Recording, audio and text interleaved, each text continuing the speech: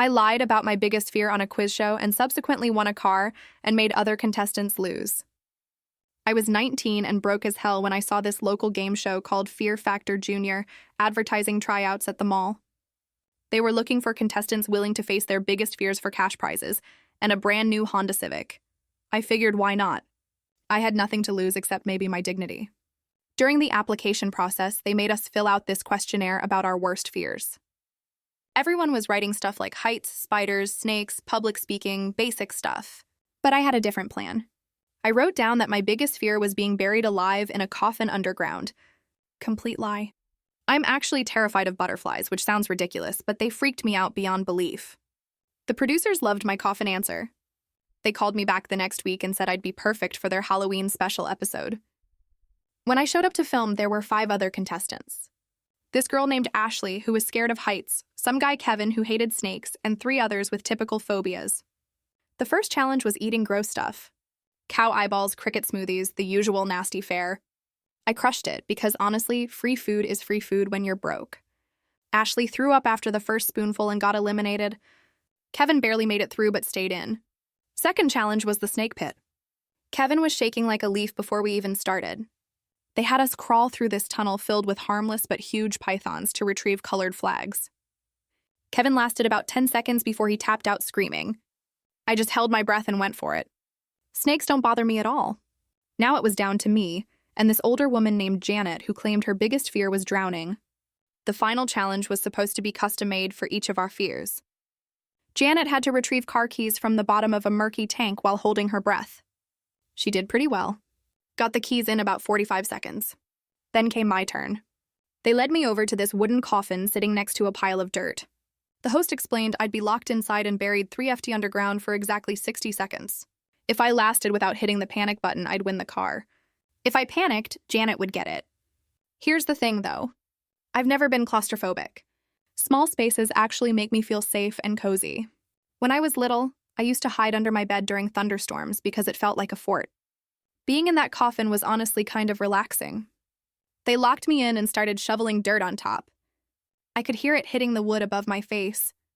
The cameras were rolling, capturing every second for dramatic effect. Janet was watching from above, probably thinking she'd already won, but I was just chilling in there, thinking about what I'd do with a free car. Finally get a job that wasn't within walking distance. Maybe drive to visit my sister in Denver. The 60 seconds felt like nothing.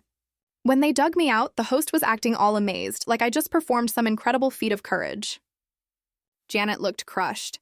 She shook my hand and congratulated me, but I could tell she really needed that car too. The whole studio audience was cheering as they handed me the keys to a silver Honda Civic. I felt guilty for about 2 seconds, then remembered I'd just won a car worth more than I'd made in the past year combined. Walking to the parking lot after filming, Ashley caught up with me. She asked how I managed to stay so calm in the coffin. I almost told her the truth, but then just said I used meditation techniques. She seemed impressed.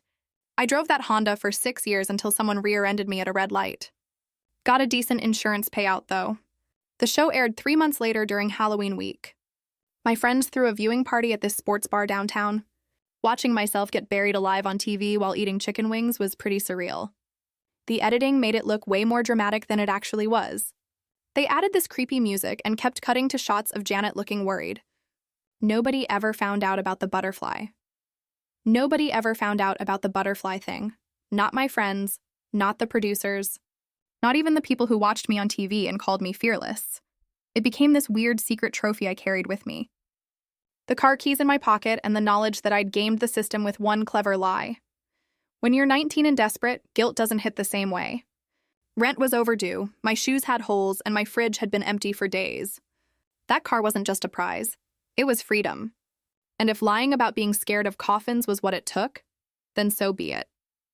But still, every time someone said, "Wow, I can't believe you stayed so calm down there," I'd get this tight feeling in my chest. They didn't know the truth, that the thought of butterflies fluttering around me made my skin crawl. The irony wasn't lost on me. I could handle being buried alive, but one monarch landing on my arm could make me scream like a child. After the episode aired, people treated me differently.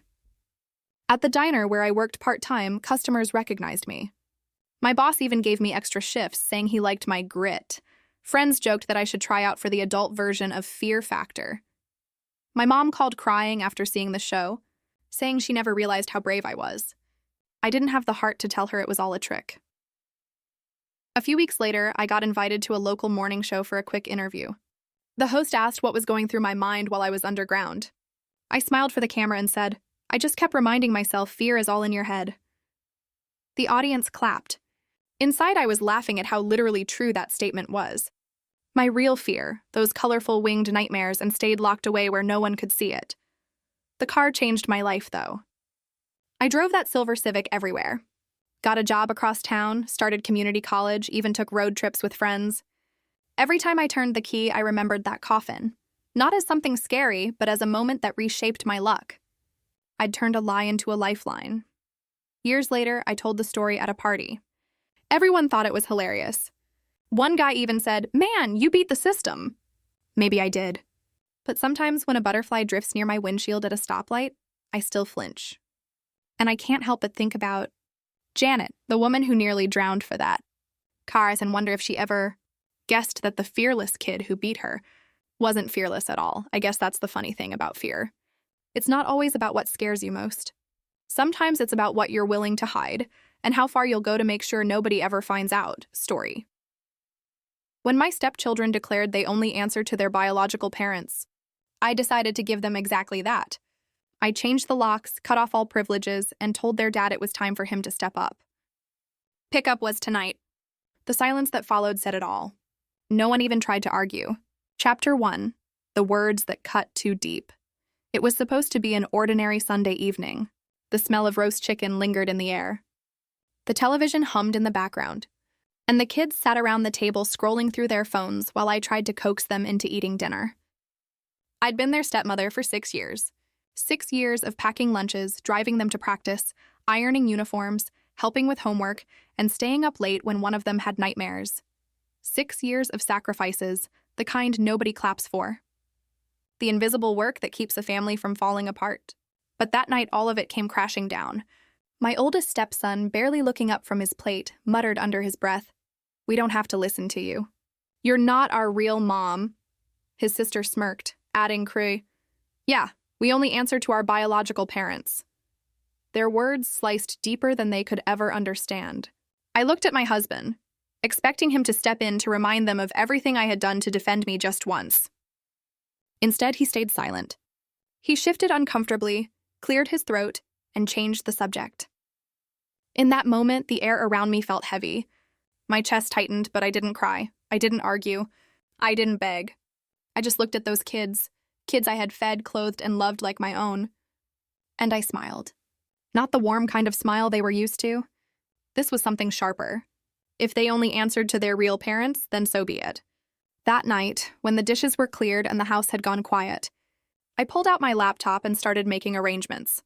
Bank transfers, locks scheduled to be changed, Wi-Fi access modified, car privileges revoked.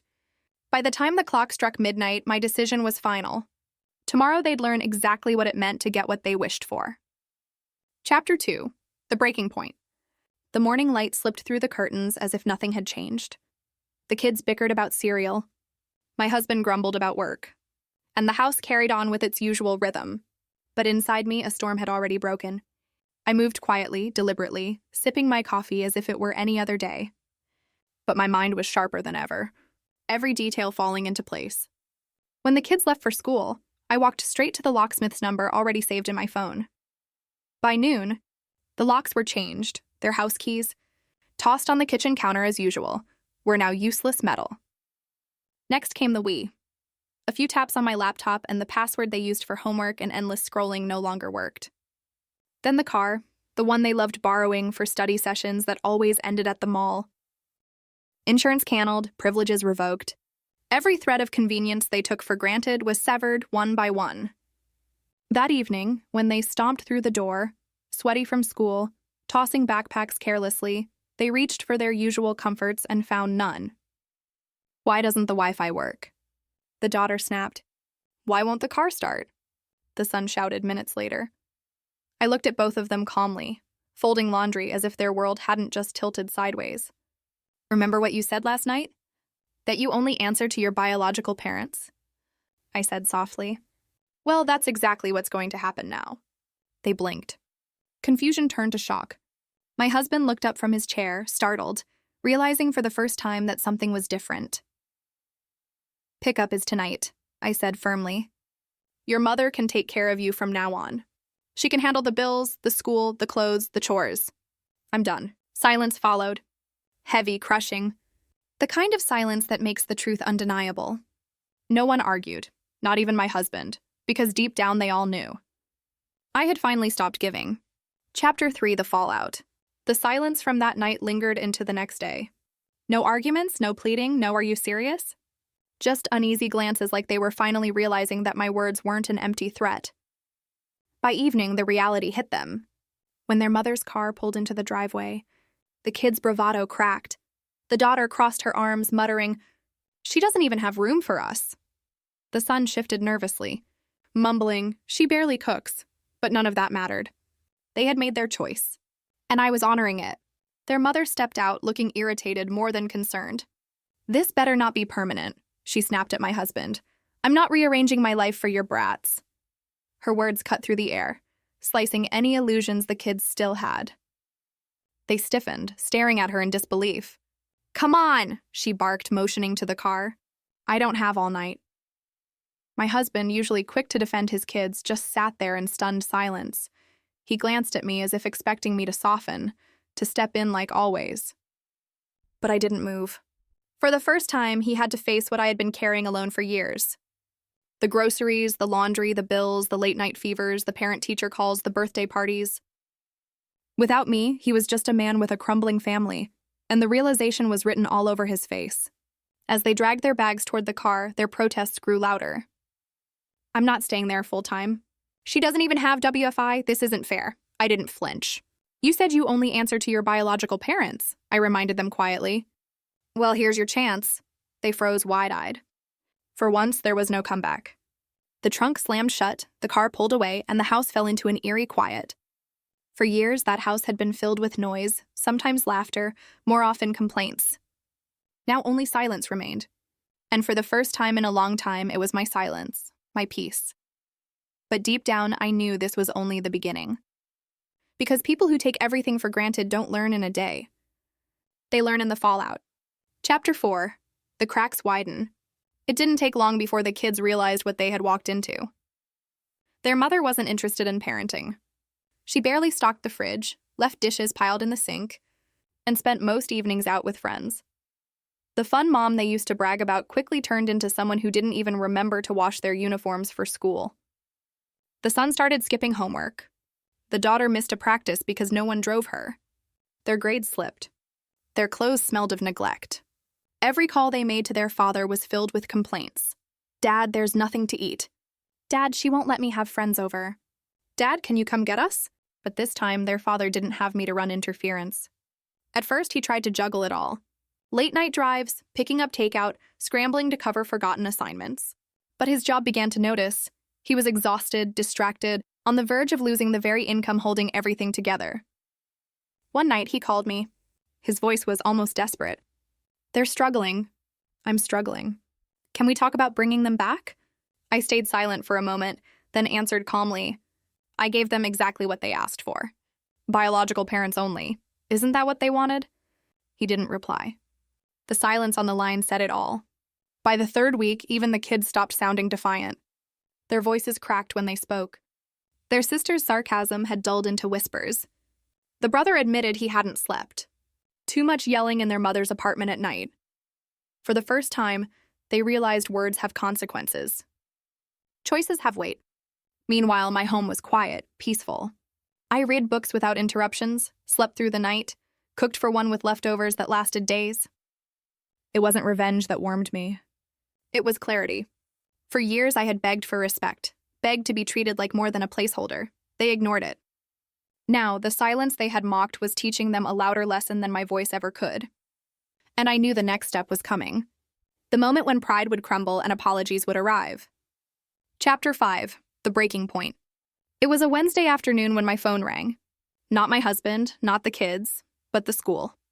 "Mrs. Carter, we're calling because neither Emma nor Jake has been attending regularly." Homework is incomplete and Jake has shown up twice without lunch. I closed my eyes. It wasn't my job anymore. But I knew this was the unraveling. When I didn't rush in to fix it, the school called their father instead. The panic in his voice later that night confirmed it. They're falling apart. I don't know what to do anymore. 2 days later, he showed up at my door. He looked nothing like the man I once loved. Disheveled, exhausted, dark circles under his eyes. I can't keep doing this, he admitted. They need stability. They need you. For a moment, I almost softened, but then I remembered the years of slammed doors. The words, "You're not my mom. You don't matter." So I simply replied calm and clear. They told me they only answer to their biological parents. That's exactly what they got. Why are you surprised? His lips trembled. He had no answer. The following weekend, the kids themselves came. Their once defiant faces were strewn with tears. Emma clutched her backpack like a lifeline. Jake wouldn't even meet my eyes. We were wrong, Emma whispered. We didn't know it would be like this. We thought Mom cared. Her voice cracked and Jake finally choked out. Please, can we come home? The silence that followed was heavy. They expected me to rush forward to forgive instantly to wipe the slate clean. But this time, the power was mine. I crouched down so I was eye level with them. I gave you exactly what you asked for. Choices have consequences. Respect has weight. You don't get to erase what you said just because it hurts now. Their tears fell harder. My husband stood behind them, broken, watching me. I didn't slam the door. I didn't embrace them either. I simply said, I'll think about it. Until then, remember this feeling because this is what happens when you mock the hand that holds you up. And I closed the door gently, leaving them on the porch with the weight of their own words. Chapter 6. The Return on My Terms. 3 days after leaving them crying on the porch, I sat at my desk and wrote a letter, not to punish, but to set rules. It wasn't long, but every word mattered. Respect is non-negotiable. No more insults. No more "you're not my mom." Gratitude must be shown. Every effort, every sacrifice is to be acknowledged. Trust must be rebuilt. No more lies, manipulation, or taking sides. Boundaries are law. I'm not a doormat. I'm a parent. At the bottom, I wrote, if you want to come back, these are the terms. If not, the door stays closed. I sealed it in an envelope and sent it with their father. For 2 days, no answer came. I went about my life, cooking dinner for one, enjoying quiet evenings, relearning who I was without the weight of constant disrespect. Then, on the third night, there was a knock at my door. When I opened it, I saw Emma holding the letter. Her eyes were red, her hands shaking. Jake stood beside her, clutching his backpack, silent. They didn't barge in, they didn't whine. They just stood there until Emma whispered, "We'll follow the rules. We want to come home." Their father, standing behind them, looked torn apart. His pride was gone, his arrogance stripped. He didn't argue with my conditions. He couldn't. For the first time, he admitted the truth. You were the one holding us together all along. I should have defended you. I should have taught them better. His words were heavy, but they came too late. I wasn't interested in his apologies. This wasn't about him anymore. I let the kids inside.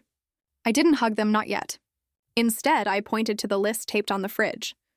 Those rules aren't suggestions. Break them and this ends. Understand? Both nodded, eyes wide. They'd never seen me this firm, this unshakable.